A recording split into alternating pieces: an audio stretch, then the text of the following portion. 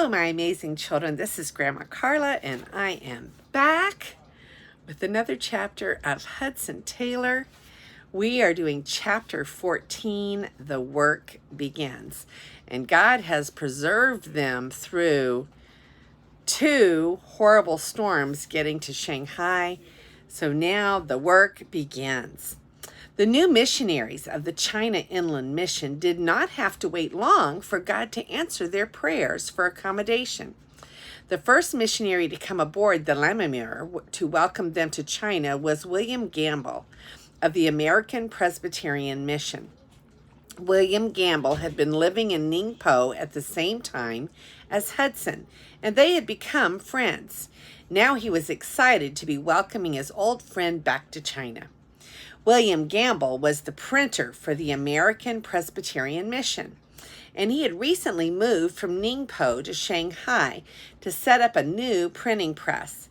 He had bought a large warehouse close to the old city to house the new press.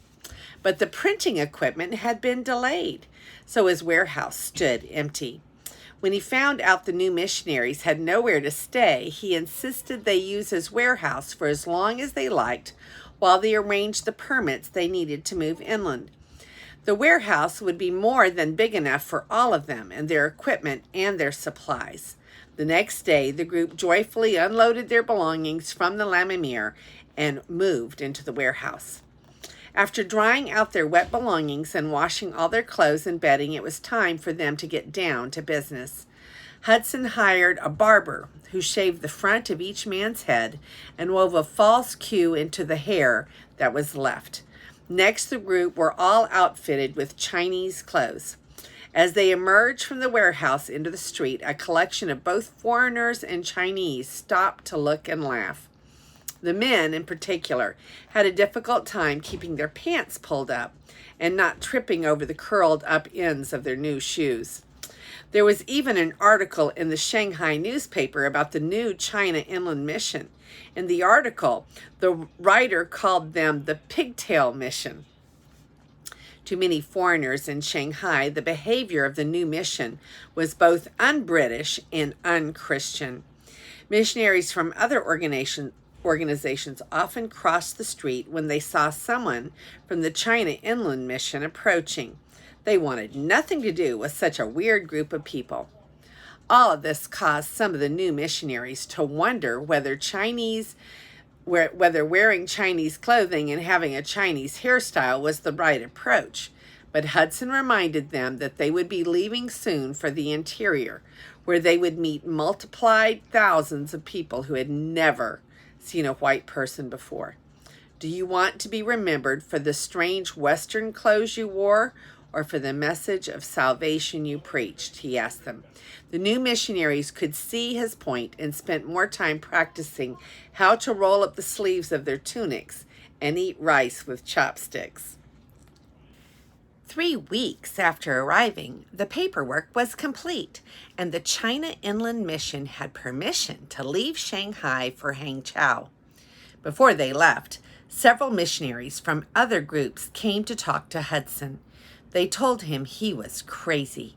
How could he encourage 9 unmarried women to venture into the interior? Didn't he know that in all of China, there was not one unmarried woman working away from the 5 treaty ports? Hudson did know, and as they spoke, he thought back to Brighton Beach and all God had shown him there. He would do all he could to keep the women safe, but God had called them, and each woman knew the risks involved. William Gamble had grown attached to the missionaries staying in his warehouse. He was sad to see them go, and he did not want to take the rent money they insisted on paying him. He came to the dock to see them off. It was a beautiful moonlit night when they boarded the junks that would take them 100 miles up the Huangpu River to Hangzhou. William Gamble helped them aboard and before waving goodbye, he left a small package on the seat of the last junk. When the package was opened, it contained all of the rent money they had paid him for the use of the warehouse and a note that read, "For the good of the mission." The junks floated silently out onto the river, past the docks, where the Lammermuir was still tied up, undergoing repairs. The crew had been looking out for the missionaries, and when they saw them, they begged Hudson to come aboard for one last service. By the light of the moon, the missionaries clambered up the rope ladder over the side of the ship onto the familiar deck of the Lammermuir. Hudson preached a short sermon on the foredeck, and they sang some hymns together. Mr. Brunton asked if he could travel upstream with the party for a few days, and Captain Bell gave his permission. So with one more member than when they had started, the group reboarded their junks. As they floated out on the river, the crew and the missionaries sang together, "Yes, we part, but not forever," the same hymn that had annoyed so many of the crew when they first heard it on the East India Company dock in London. Now they themselves were singing it as loud as they could, not caring what the sailors on the nearby ships thought. Mr. Brunton traveled with them for 3 days, and Hudson baptized him in the river before he returned to the Lammermuir in Shanghai. The trip to Hangzhou was very slow, and it was 4 weeks before the junks finally docked there. The city of 1 million people was as beautiful as Hudson had told everyone it would be. Although heavily damaged during the Taiping Rebellion, it had been mostly rebuilt, and there were lots of lakes and open fields in and around the city. Just as in Shanghai, there were few houses to rent in Hangzhou, but after several days, Hudson managed to find the perfect place. That is, if you used a lot of imagination.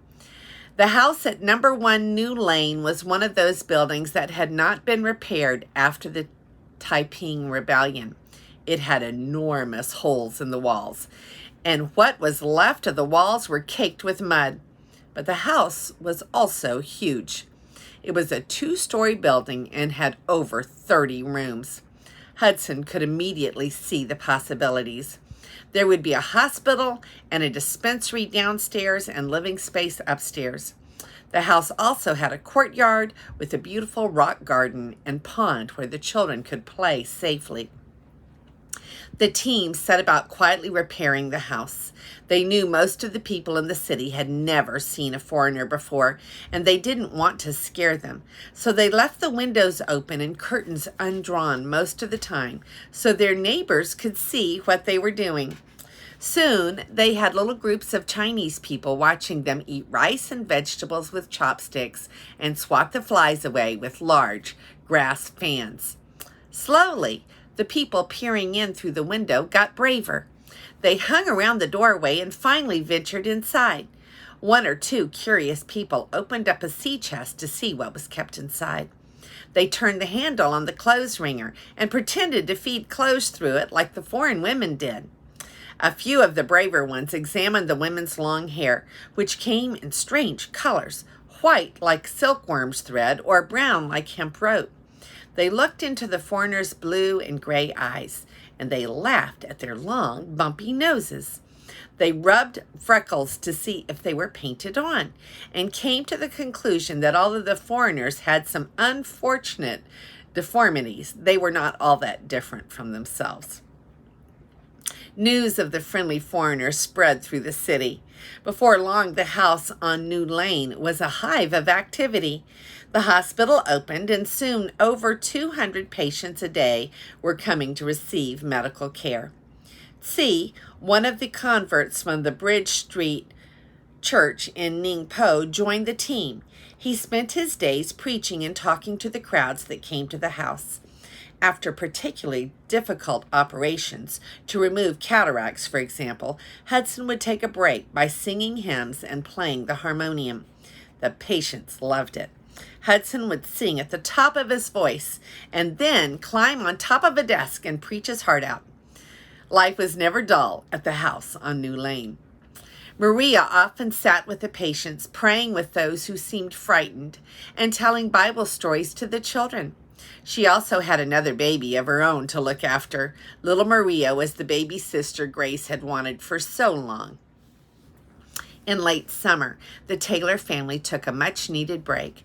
Maria and the 5 children, Grace, Herbert, Howard, Samuel, and little Maria, stayed in the mountains outside the city while Hudson divided his time between there and the work in Hangzhou. The children found new energy to climb and explore away from the heat of the city. They ran and swam all day long, wearing themselves out by nightfall. But one morning, about a week into their stay in the mountains, Grace did not want to get out of bed. Maria brought her food, but Grace was not hungry. As the day wore on, Maria became very concerned, so she sent for Hudson. By the time he arrived, Grace's temperature was soaring. He examined her carefully. Then he quietly slipped out of the room and motioned for Maria to follow him. He walked silently down to the pond where the children liked to swim. Then he spoke to Maria in a halting voice. "There is no hope of Grace getting better. She has meningitis, and there is no cure." Someone stayed with Grace every minute, wiping her brow, singing to her, and praying for her. 5 days later, while Hudson and Maria and many of those who had been with them in the Lammermuir gathered around her bed and sang hymns, Grace died peacefully. Hudson missed her terribly. He cried for days. Everything he did and saw reminded him of Grace. He walked past the lake and saw the swans they liked to feed together. He looked out his surgery window and saw the little swing in the courtyard that she had asked him to make for her. It now hung still. But the work in Hangzhou went on, and while there was sorrow, there was also joy. William Rudlin and Mary Bell were married. Wang Leijiong, who had accompanied Hudson and Maria to England 7 years before, joined them. Pastor Wang, as he was now called, started a small church. Soon it had 50 baptized believers. The church was active in reaching out to the rest of the community with the gospel message. 4 other mission stations were also opened in nearby cities, and the China Inland Mission was beginning to grow as new missionaries arrived from England. There were still so many other challenges in China, though, and Hudson was getting restless. He had been in Hangzhou for nearly 2 years, and it was time for him to move farther inland. Jenny Falding and the McCarthys, who had joined the team in Hangzhou from England, agreed to stay and support Wang Lijong while the rest of the group packed their belongings once again. In June 1868, they boarded a houseboat headed for Yangzhou, 200 miles farther inland. They sailed up the Grand Canyon, crossed the Yangtze River, and then sailed another 12 miles up the canal until they arrived in Yangzhou, the city Marco Polo had been governor of in the 13th century. Like Tungchau, where Hudson had visited 13 years before with John Burden, Yangzhou was known for the unruly behavior of its inhabitants. Aware of this, the members of the China Inland Mission stayed quietly on their houseboat until late July, when they moved into a large house Hudson had rented. The house was close to several other houses and had a number of outbuildings for team members to live in. Hudson hired some carpenters who spent several weeks working to repair and improve the house so that the team would be able to make better use of it for their ministry. Few foreigners had ventured into Yangzhou, and so the team were very cautious as they made contact with the local inhabitants. A number of the educated people in the city were not happy to see the foreign missionaries. They believed that the foreigners would undermine their Confucianist beliefs. So they began spreading rumors about the group, saying that they ate babies and gouged out the eyes of dying people. The locals believed what they heard and what they read on the posters that appeared around the city, listing all of the disgusting practices the foreigners engaged in. People began to gather outside the China Inland Mission House and chant and jeer at those inside. At first, there had been 100 protesters, but each night there were more. Finally, on Saturday night, August 22, 1868, There were nearly 10,000 protesters gathered outside the house. The chanting of the mob filled the house. The foreign devils have eaten 24 children. The foreign devils have eaten 24 children, the mob screamed. Rocks and mud balls exploded against the courtyard walls, and the angry people pushed at the gate, which was chained shut. There must be at least 8,000 of them, Hudson said to Maria, and every one of them thinks we want to eat their children. No wonder they're angry. Maria nodded. Herbert, Howard, Samuel, and little Maria were huddled around their mother, who was holding her newest baby, Charles. The missionaries quickly began barricading themselves in the house. They nailed the shutters closed and piled tables and other furniture in front of the door. Hudson then gathered them all together. In addition to Maria and himself and their 5 children, there were 3 men and 5 women from the China Inland Mission, as well as 19 Chinese Christians in the house. The crowd is very angry. I don't think they'll stop until they have revenge, said Hudson. William Rudlin and Henry Reed nodded.